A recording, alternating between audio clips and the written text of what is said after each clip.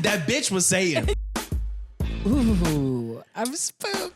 Speaking of things that we wanted to wait to talk about on the podcast, another thing, we were just talking about this before recording. Okay. Because Halloween is coming up.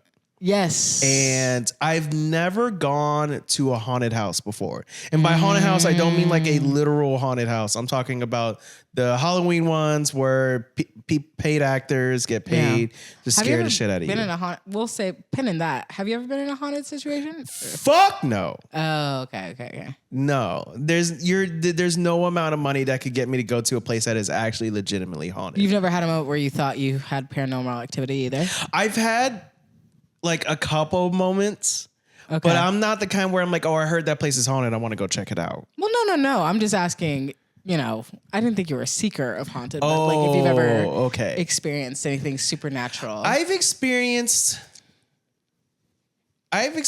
like two moments. One that I remember pretty clear that was just it just felt off. It was I remember spooky season. No, this is gonna sound so stupid. No. In middle school when I got saved, that literal night, I had this dream while having the dream, my entire body went into like a paralysis. And while I was in a paralysis, the guy who was the youth pastor, he had this very devilish looking face where it was like contorted and morphed. And he like had me locked in a chair and he said, I just lost you, and then his voice changes to deeper and he was like, but I'm going to get you back. And then like, that was like the literal night I got saved. And then the next day I was like, well, that's all the proof I need. And then, yeah, so that's like my like, it just felt, it was very like. That's freaky. Yeah. Ooh, I'm spooked. Yeah, it was something, it freaked me out. Yeah. And even talking about it now, I'm a little freaked out. Yeah. Because I don't play with. No. I don't play with that shit. Like, as much as the older I get, the more I fuck with horror. Yeah. But the horror that I still am too much of a scaredy cat to mess with is ghosts and demons. Those are the two things I'm a little bitch about. I can't do that stuff. Cause I'm the kind where I'm like, oh, if I watch a movie about ghosts, I'm just inviting them into my home. Right. But the strange thing is I'm so fascinated by those movies that I want to learn about what happens, but I'm too scared to see it. Yeah. But then I still low key want to see it. Yeah. Ooh. Spooky. What about you? Have you had, what's like a paranormal experience that you had? I've had a few. One that I remember early on, we were in this apartment in Texas. I was asleep. I remember kind of waking up in the middle of the night and I felt scared to look and I was just like terrified. Mm-hmm. This figure comes walking through the door, sits on my bed. This is while you're awake or asleep? It was in the middle of the night. Oh, okay. I mean, I felt like I was awake. Uh-huh. In my childhood memory, I'm awake, and then it's just like that figure comes, sits on my bed.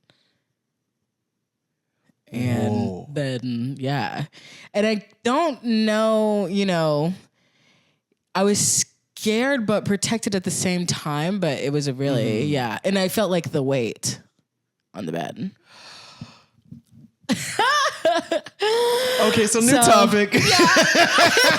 We're just these microphones, we need flashlights under our chin right now. Yeah.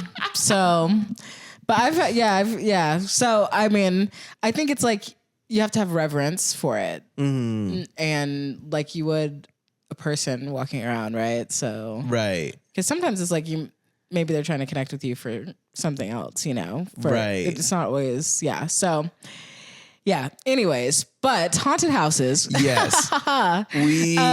So this Halloween, I've never gone to one before, and I want to go because Knott's Berry Farm, which is like a theme park here in California, similar to like Universal and Halloween Horror Nights, becomes like they redo the park. There's scarers all throughout the park, and we were talking about going to that. Yes, and I've never been. But you've been to some before. But one that you mentioned that you've been to that we wanted to specifically talk about on the pod was you've been to something called Hell House. Hell House. I'm sure other people have heard of this. It was a big thing.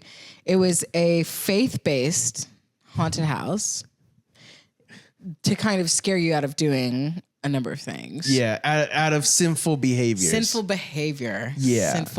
Deemed sinful behaviors. Basically scaring you into becoming a Christian, of a very common Christian tactic of, if we're not going to get you to want to love Jesus because of it's fear-based love. It's fear-based. Like we're going to shove hell and scare you through hell to make you want to be Christian. Mm-hmm. Yeah. I was already Christian. Why I was going, I don't know. But I already went to church, but I still was like, okay, I'll go with my friends. Blah, blah.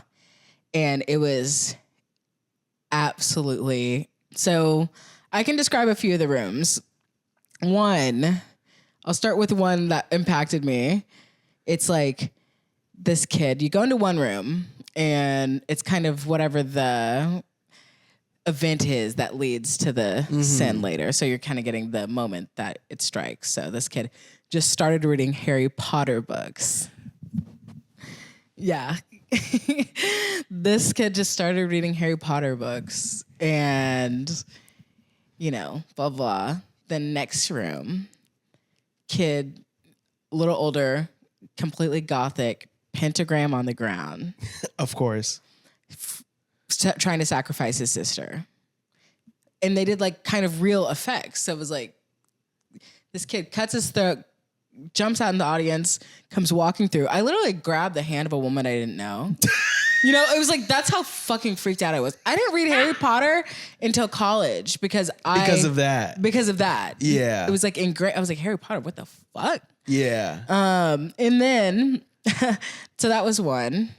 Another one, someone's dealing drugs. It's like a drug den situation. Of this one I do remember having a racial aspect. So that's just, they took some creative liberties.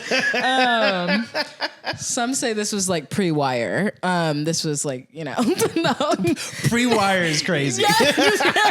This Hell House inspired The Wire. No, I'm just kidding. I've never seen that show. But okay, so, and then next thing, they're like in a car crash. It's like a car crash that leads to death. And it looks so fucking realistic. Girl has sex with her boyfriend. They did like abortion with the hanger thing. So we see her coming out. There's blood everywhere. Oh. Like the effects are realistic. That's also what Hell House was known for. Is it like completely like, it's like fucking immersive theater. Yeah. Okay. Yeah. And cause you're like walking through it. Then you get to the end, we walk through like hell. It's like scary. And then all these little demons come out. And they try to push us into caskets. They're like, you're going to hell. Like you can walk, and try to push us into these caskets. I freaked out. I literally was like, I can't go in there. Cause I was like at my level of anxiety. And so they're like, okay, we'll take you around, blah, blah. And so they took me around to the other side. I was too young. I was so scared. And then you get to the end, they're like, oh, look, you made it to heaven, blah, blah, blah. And then they're like, who wants to get saved? And everybody's like, well, save my ass. What the fuck? Like, yeah, I'm getting saved. Yeah. Yeah. There was something similar that came to my town, and it was called the 99 or 99, something like that. And it was the exact same thing where it was like different scenarios of people dying, and then it ends with you like walking through hell. And then they had like a tent of like, who wants to get saved and all that. And I never went because that's how scared I was about demon shit. Yeah. Where I was just like, I know that's going to happen and I know I'm going to be too scared for that. So I don't want to go. Yeah. But it was the exact same concept. I guess they just called it Hell House where you were. Yes, they called it Hell House. But for us, it was like the 99 or 99. It was like something 99. And it was like, because Hell House was taken. Because that's a perfect name for it. And now... Well, because it was connected to like 99... It was probably connected to some mega church, huh? Some like statistic of like 99 people, X, Y, and Z. I got 99 problems, but a bitch ain't one. Except it was all that bitch was saying. The bitch was saying, yeah, exactly. But it was the exact same thing. And like that shit, I even as an adult right now, if they brought that back, I still wouldn't want to do it. But not because of like, oh, because this is silly. Like, no, because the demons thing scares me that much. Yeah. Like if I go to Knott's Berry Farm for their scary version and there's like a demon house, I won't be able to do it. Yeah. But if it's like, oh, clowns or crazy people, I can handle always that. have it. I wonder what it is. You should look it up because it might be like labeled, what you're expecting. Oh, that's true. Yeah. Yeah, I got to do that. And if they can touch you, because some can touch you, some can't. Oh, no. I'm going to shit my pants if they can touch me. Yeah. So I think some you have to just know what you're getting into because I know some you. That's a good warning because I will lose because I don't like jump scares, but I like jump scares, if that makes sense. Like I've been enjoying horror the older I get. So I do kind of get a rush from it. Like I love playing scary games. Which is actually kind of funny. I've played some scary games about demons. Like there's one where you play someone who gets hired to work at a mortuary. Oh, okay. And then while working there, you realize the mortuary is like a portal to hell. And you have to exorcise demons, but you have to figure out what type of demon it is to then do the right exorcism. And then once you do the right one, you then have to burn the body to actually kill the demon. But while you're doing this, you have to like show up to work every day at the mortuary doing regular mortuary things with the bodies. And as that's happening, there's different spooky shit that's happening. Ooh. And it was a fun game, but it was like the game starts with like, this game is based off of real tales and has been known to like cause happenings. And I was doing this on stream. I'm like, I don't know if I want to play this game anymore, but it was pretty creepy. It was a creepy game, but it was fun. But I ended up beating it like on my first try.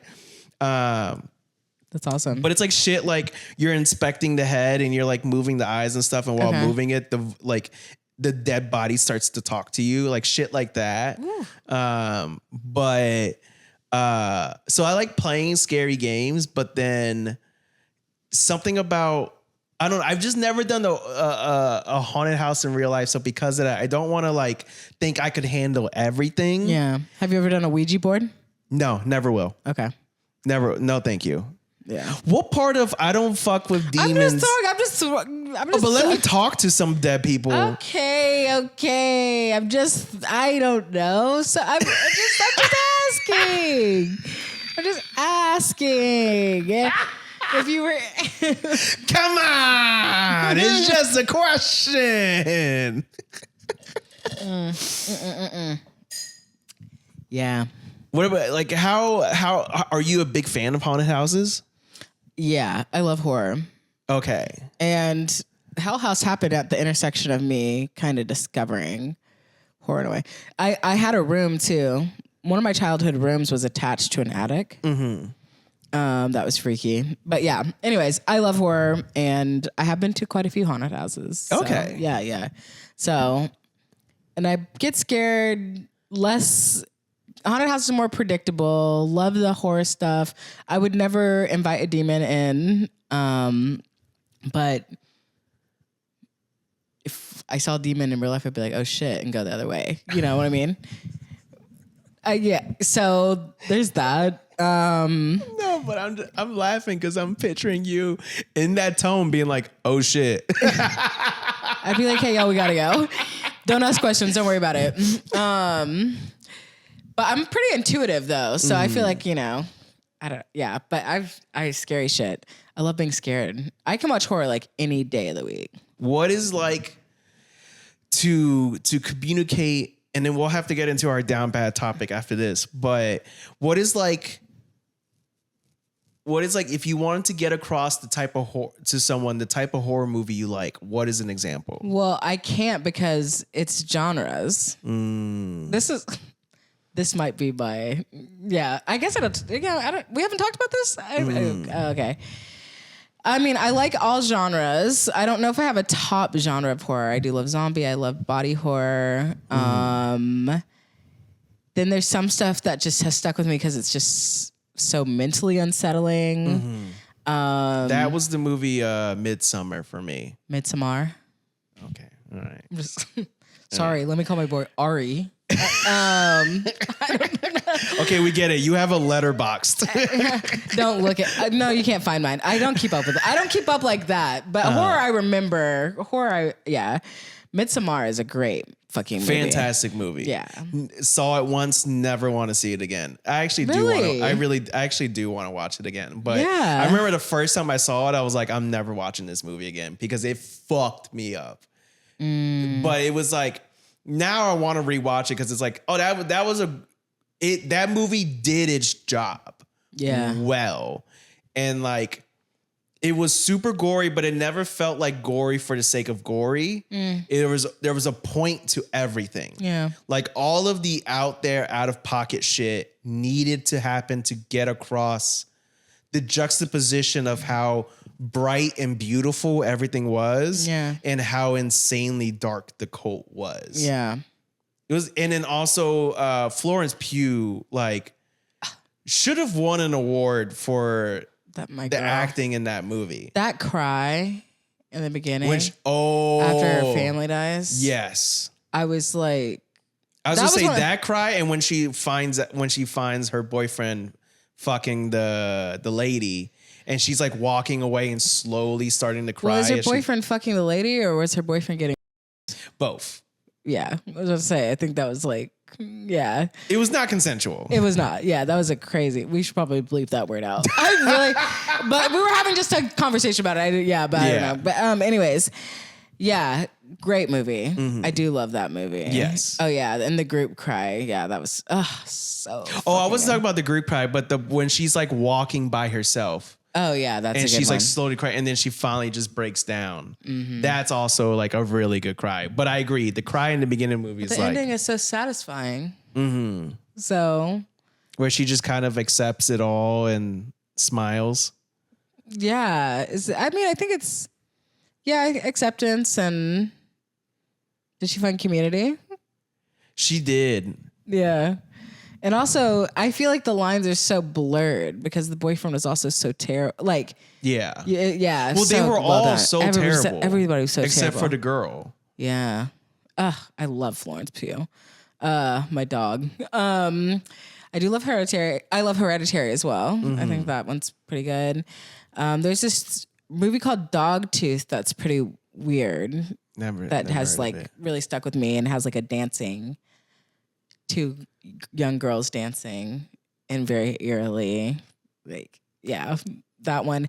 There's this movie called Raw where a girl eats meat and then suddenly realizes the reason her mom doesn't eat meat because they're kind of animalistic. And there's a part where she pulls something out of her throat and it looks like, when you're snaking a drain. For like, it feels like it goes on for like 5 minutes when you're watching it. It's so gnarly, so iconic. I love it. and like that. I loved Weapons. Weapons was really good. I like Barbarian. Never seen Barbarian. Oh, Barbarian's good. And then I like, The Exorcist was an early one for me that definitely freaked me out. I would never watch, yeah. Yeah, so Demon Shit, that one, that's when my room was attached to an attic too.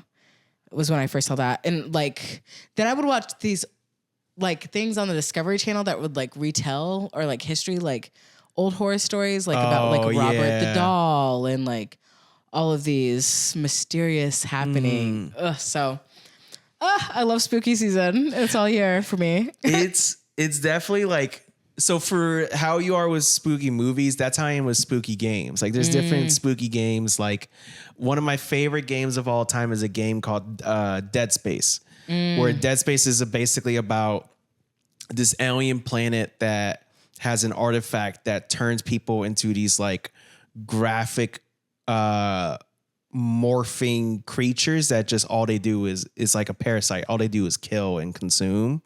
And basically it morphs their body into where they have like these like their arms become giant blades. And in order to kill the monsters, you have to shoot off their limbs. So it's one of those where you'll kill a monster, you'll think they're dead, and then as you get close to them, they come back alive and attack you. And it's basically the game is where you play this engineer who he gets called to fix a ship. Okay. And the ship gets like infested with all of these creatures because they picked up this artifact. Okay. Because there's this giant cult that's basically become a huge part of society that worships the artifact that turns people into these monsters. I love the layers. So, and like the engineer, his girlfriend is on the ship. Yeah. So throughout the game, you're like trying to find your girlfriend while also find a way to get off the ship. Okay. And then you come to find out that you keep getting messages from your girlfriend throughout the game. And then you come to find out that she's actually been dead this whole time. She killed herself. And the artifact makes you hallucinate. So he's been hallucinating that his girlfriend's been alive the entire time. And then there's like... Not the Inception ending. It was a very good. scary game. Very good. The second one's probably is also very good. The third one was horrible. But that was really good. The Resident Evil games are obviously classic. Resident Evil 7, Biohazard, was so scary. I had to take breaks from playing it because it freaked me out so much. And that was a game where you basically are trapped in like this backwoods Louisiana house with a family who's all been mutated through a zombie virus. Ooh. And they're just chasing you around the house and there's nothing you can really do about it. What's our plan in a zombie apocalypse? Oh, I'm dying in the first wave. You think so? Yeah, I use a bidet. You can't survive in the zombie apocalypse if you have a pampered asshole. Okay, I disagree. But I have a bidet, but I'll make it happen when that bidet is gone. I got a bad knee and I got lupus. I'm getting... In fact, I'll protect you as long as I can. No, I low-key want to let myself get bit so I can just not have to deal. Because life in the zombie apocalypse doesn't seem great. I just want to see what it's like for a bit. I don't know. That's the chaotic neutral, I guess, showing. Did you really just who all gonna beat her about the zombie apocalypse? Well, I'm like, I would see how long. Oh, Train to Busan, one of my favorite. Oh, I've been meaning movies to watch that ever. But one of my, I love zombie. Zombie might be one of maybe in the top genres, but yeah, Train to Busan is a masterpiece. I actually just watched it like last week and I hadn't watched it in a bit, and I was that like, reminds me, I never ended up seeing 28 Years Later. Or 28 Months Later, whichever whatever just recently came out. Yes, I watched the original or the first one, 28 Days Later, recently again too. So. Did it hold up? It holds up. Okay. Young Killian. Yeah, young. Yeah, that's right. Yeah. A very young version. Don't you see his penis? Yes, and his love interest is a black woman. So I'm just going to say. And no one was complaining about DEI. Yeah. I almost said DUI. Yeah, it was a great movie.